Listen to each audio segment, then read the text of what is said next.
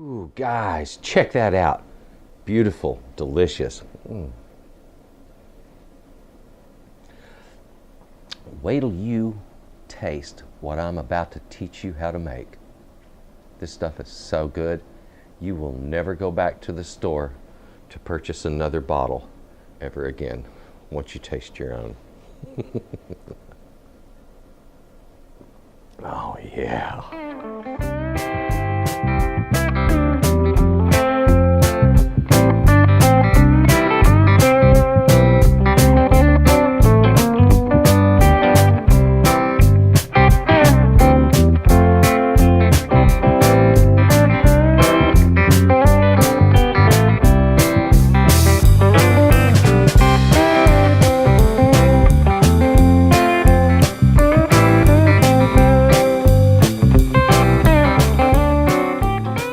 Well, howdy folks, and welcome back to Texas Cooking Today. On this episode, we're going to be making a pale ale. Now, pale ale is delicious. It is fantastic, and if you've never had a homemade pale ale, guys, you've really missed out. Here's what I tell folks. The difference between home brewing and something that you go to the store and buy in a six-pack or whatever, something that's commercially manufactured, the difference between those two is like the difference between canned soup and fresh soup of the same type you make at home, or the difference between a commercially produced loaf of bread that's sold in every market across the United States versus fresh bread that you make at home. The flavor difference is substantial. It's unbelievable, in fact. And that is the same difference when it comes to home brew, okay? A, it's fun to make. B, it's delicious, and C, believe it or not, even though people will say don't go into this to cut costs because you won't. Actually, yeah, I did. I did so much brewing over time that I learned how to seriously reduce my costs on the brew that I was drinking. Basically, I got it down to roughly $12 a case. This right here, guys, that's right, that's the one I produce. See, I put a nice little red, white, and blue cap on the top of it. I use different color caps to indicate which items I have in certain bottles. Probably the best quality beer that you're ever going to drink in your life. Guys, wait till you try this. Now, tell you what, let's head on into the kitchen and let's get this stuff brewed up. Come on, let's go. Okay guys, here we have our ingredients all set up. You don't have to spend a lot of money up front to get started making beer. We're going to go on basic on this one. So I'm going to show you this with the very same pot that I learned to make beer with. This one, this is a 12-quart pot. I've made a few hundred batches of beer in this pot. Okay, so it doesn't take fancy equipment, it just takes something that's available and capable of doing the job. Now guys, come a little closer. Let's get a close-up look at these ingredients and what they're for and what they're doing, and I'm going to explain this process a little further, okay? Come on. Okay guys, our ingredients, as I said, barley. These are different kinds of barley, okay? These are toasted barleys that are designed for flavor enhancement. The kind of barley that's used for conversion is not been toasted. It's still left raw and what we call a barley malt. I have a product that's called malt extract. This amber looking syrup. Okay, and that's exactly what it is. It's just like molasses, really. It's delicious and sweet, extremely sweet, in fact, sugary. If I were to take barley and convert the starches to sugars and then concentrate it down into a syrup, bam, that's what I would have right there. That is what that is. It's taking a big step out of it for the beginning home brewer. Okay, so you don't have to worry about all that batch conversion. You don't have to worry about converting the grains. All we have to worry about is developing flavor and creating a beautiful wort, which is the liquor that we're about to make here. The soup that we're going to make is called a wort. We're going to develop a wonderful flavor. We have hops. Now, hops in beers there's so many different ones, it's unbelievable, and each type of hop has a different flavor. It's just a little green leafy flower, guys, and the hops that are in these bags are what they call hop pellets, and that's where they chop up the hops and then extrude them in these little pellets, and it works great for home brewing. This is White Labs yeast. Now, this particular recipe that I'm going to show you is dependent on certain specific brand items, but only one brand, and that's the yeast itself.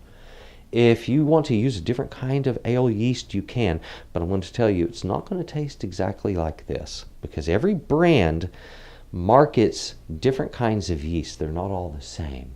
They're very highly competitive, and this White Labs California ale yeast is perfect for this particular type of beer. I will be using Cascade hops. That's a type of hops that has a citrusy flavor to it, and it's wonderful. It's zesty, and it's also one of the most popular kinds of hops in brewing today. Amarillo hops, which is a relative of the Cascade hops, but higher in its acid content, in its alpha acid, and that gives it an even sharper, more citrusy kind of flavor. Now, guys, I have 3 different kinds of barley malt here, and these are the toasted type that add flavor and character and body to beers. The first one here, this one's called dextrin carapils. Basically, dextrin carapils, what this is a type of barley that doesn't really provide much flavor, but it does provide body, and it gives a better head to a beer. Okay, so that actually adds head to your beer. And that's a good point for people that are proud of their beers. They want that beer to have a quality head for the type of beer it is. This particular malt right here is one of my favorites. It is so delicious. This is a toasted malt. This one is a crystal malt, and the dark toast on this is called Tin Lava Bond. Now, Lava Bond is just a rating scale for toasted malts like this, for these crystal malts. The last one over here, this one is what's called a biscuit malt. Now, this malt, another one, I absolutely love biscuit malt, because biscuit malt gives you a flavor in your beer that's very much like that of a cracker. Now, so you will know the actual proportions of all of the ingredients that you're seeing here. In that bucket up there, what we spoke of earlier, that malt extract, that's 6 pounds of it right there. I'll be using 1 pound of the carapils, 1 pound of the crystal malt, Tin Lava Bond, and 1/2 of a pound of the biscuit malt. I will be using for the boil Cascade hops, and I'll use 1 ounce of it. And for the finishing hops and flavoring hops, I'll use 1/2 ounce of the Amarillo on each of those.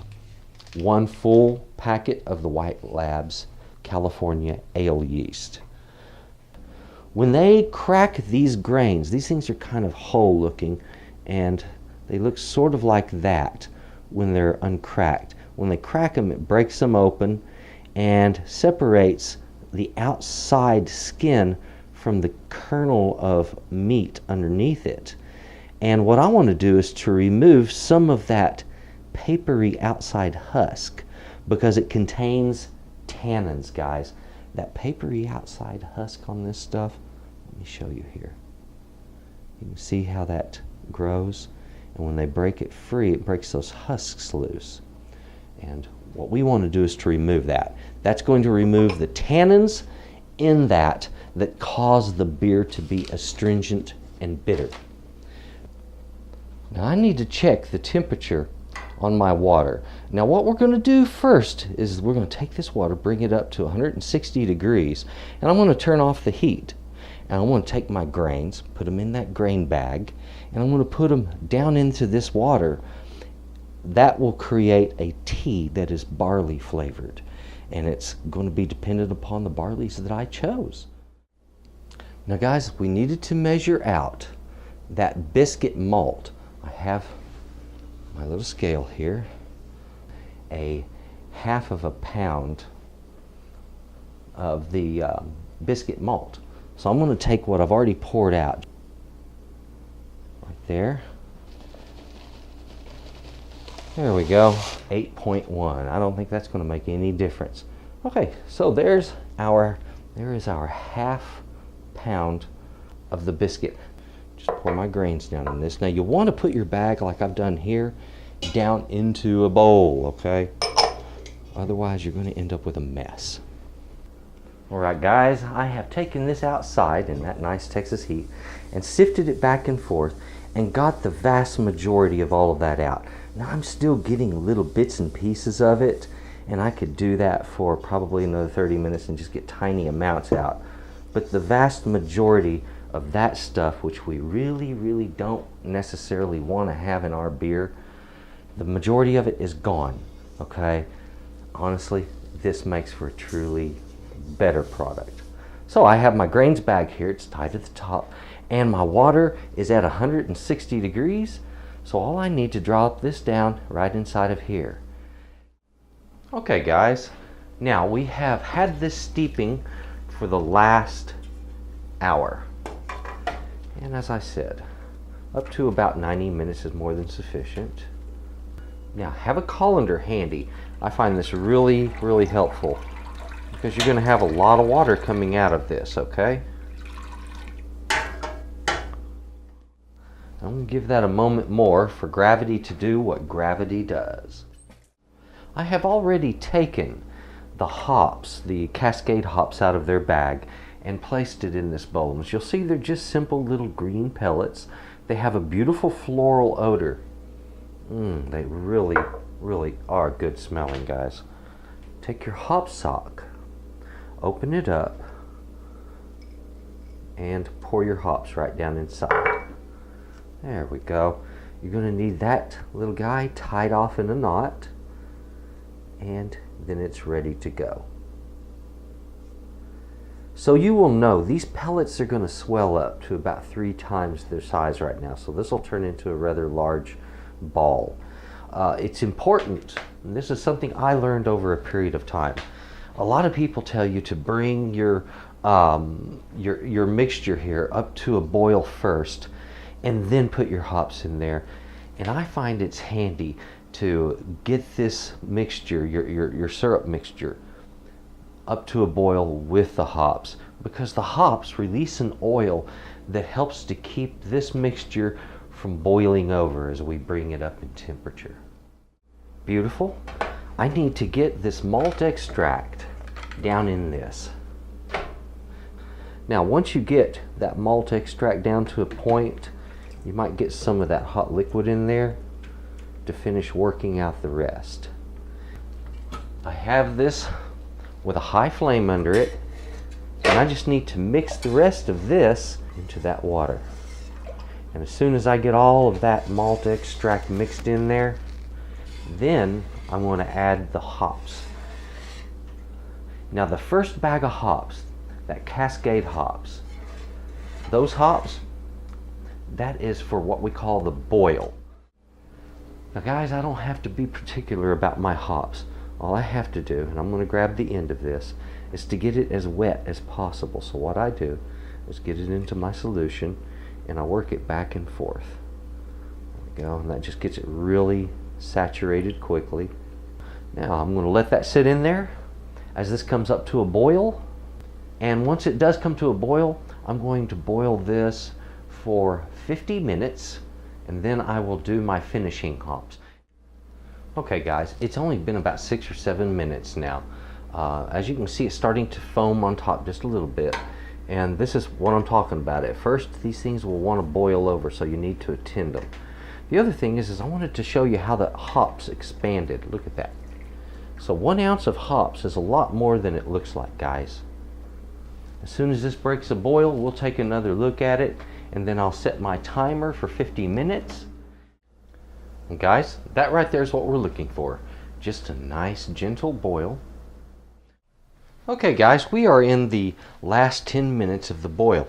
The same way we did originally with our first hops, our boiling hops. Let's get that down in there. Now we're going to give that 5 minutes. I'm going to put in a little bit more, 5 minutes more, and then it's done. We're going to cool it off by pouring it down into some cold water. Okay guys, we have the carboy here, and it has a couple of gallons of water down there. I have a large funnel in the top of it. So let's get this in here. As you can see, when doing something like this, you need a substantial funnel. Whoo-hoo! There it is. So there it is. It's filling. At this point, it's a matter of being patient. And as soon as I get that up to that line, I'm going to take a mixing paddle and I'm going to stir it vigorously to mix the hot and cold liquids together. Because guys, right now, they're not completely combined. They're separating. And that sugar's going to have a tendency to do that. Now guys, these stirring paddles are too big on one end, but the other end works just fine. And sure enough, it's hot on bottom and cold on top. And I need to get those two mixed. There we go. Now I have a nice even heat throughout. Okay guys, the temperature on this has now come down and it's cool enough for us to inoculate with our yeast. Now, the package that I have, and this one is an already what they call pitchable yeast. This is already mixed up. Usually, if it's a dry yeast, you'll have to mix it with some water and then you can use it. Okay. Now, once I get all of this in here, I can stir it up. There we go. I'm going to give that a good stir. So now what I want to do is get the fermentation lock on this. That would be this little guy. Guys, our beer hasn't been in there very long. It hasn't even been 10 hours yet. And look, it has this nice foam built up right on top here. And I'll show you, the width of that foam is just slightly wider than my finger. This is what they call a creosote, the foam that's building. Okay guys, we are now in day 2 on this beer. And this hasn't been going a whole lot of time. So we're looking at roughly, what, maybe 30 hours now. And I'll zoom in some more. See there? Now, these are currents that constantly flow inside of a fermenter. It's robust, it's strong, guys. There's a lot of activity in there, as you can see. And what you're seeing, those little clumps, it's just little particles and bits of whatever was left after making that tea in the brewing and maybe some of the yeast. So it's just swimming around in there. We're making beer. This is what it looks like. It's more activity than a fish tank. Okay guys, let's take a look at our beer. Well, the first thing you might notice is that the creosote has become thicker. In fact, it has been even thicker than this. It got up a little bit higher. So it got puffed up really good. Let's take a good close look at that. See how high that was? And it is still fermenting. We are in day 3 now. Okay guys, it has been a week now. Okay, now what we're going to do is we're going to insert this right down into our carboy. And I want to be gentle with this. I'm not trying to stir anything up. So the first thing I want to do is just simply dispense that water right out into, okay, now I've got a colored liquid there in my tube. That's my beer. Time to get it down into the other carboy. I'll just set that in there and let it do its job. Okay, our siphoning is finished. I'm ready to get fermentation locked back onto that bottle, get it up in the place where the other bottle was, and then we're back to brewing. Okay guys, it looks like it's time for us to get this bottled up. It's been a couple of weeks now, and I gave it even a couple of extra days. There we go, guys. There's your close-up of that beer. As you can see, perfectly clear on top, extremely dark. But of course, when we pull back from that and we see the color of the beer going through that tube, that's a whole different thing, isn't it? Alright guys, now I have our bucket of beer right here that we have just transferred from the secondary fermenter. Right over here, 3/4 of a cup of corn sugar. And this is a commercial dextrose is what this is. It's a real fine powdery dextrose. It's commonly used in commercial food works. It's also perfect for priming beer with. So what we do is put 3/4 of a cup of this, no more, exactly guys. And trust me on this, you don't want to tempt fate with this. Even a few tablespoons more will cause your beer bottles to explode. So this was a very careful measure for 5-gallon beer. Exactly 3/4 of a cup. And I've got a little over a cup of water here, about 1.5 cups of water. So what I'm going to do is bring that to a boil, and I'm going to put this dextrose in it. The dextrose will dissolve almost immediately. Now guys, as you see, our water has come up to a boil. I'm just going to take this and put it right in here. Okay guys, now what we need to do is focus on getting this into this. So here I am working that liquid, and I'm going to very gently and slowly work this sugar into it. Now guys, be careful. We're trying not to get air into our beer at this point, but we have to get that sugar mixed in. Okay guys, now let's go ahead and start filling those bottles. And what I like to do is I will allow my beer to cascade down the side of my bottle, just like so. Now just gently shut it off as it comes up. And what I want to do is to make sure I have 1.5 inches right here. And I'm going to do that to every single one of these and get on with capping them off with our press-on crown caps. Okay guys, I have some bottle caps soaking in vodka. Now you can't reuse bottle caps, so you have to buy these new. But I put them in this just to make sure, even though they're brand new, I make sure that they have a nice sanitary condition, so that vodka provides that. On the bottom of your crown capping device, there's a magnet. Your crown cap will stick to that, okay? Now, once you've got it on there, let me get this up so you can see this a little better. We want to place this right over the top of our bottle and hold it firmly, and then just push down on the grips and kind of twist really, just like that. When you hear it pop, then just release it and it's done. That's all it takes, guys. Boom, you are capped up and ready to go. This beer, now we just have to wait for it to carbonate, and as soon as it's done, we're going to be enjoying it. Well guys, there it is. As you can see, there's a lot of steps to making this wonderful brew, but it's very rewarding.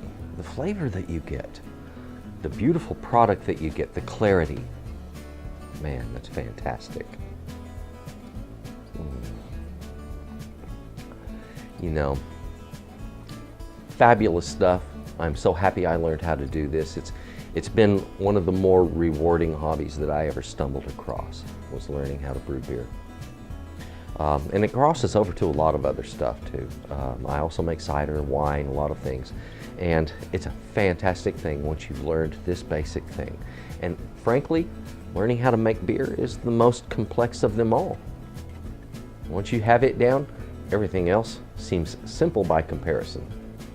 So guys, I would like to say thank you. Thank you very much for watching Texas Cooking Today. To my subscribers, I would like to say an extra special thank you to you guys. I really appreciate you subscribing. I appreciate you backing me. Folks, please share my videos with everybody you know so we can grow this audience and really turn Texas Cooking Today into what it needs to be. Also, please click the like button. That does help me out a lot in the rankings. Folks, one last thing I would ask you, please just have a good day. You guys, bye-bye.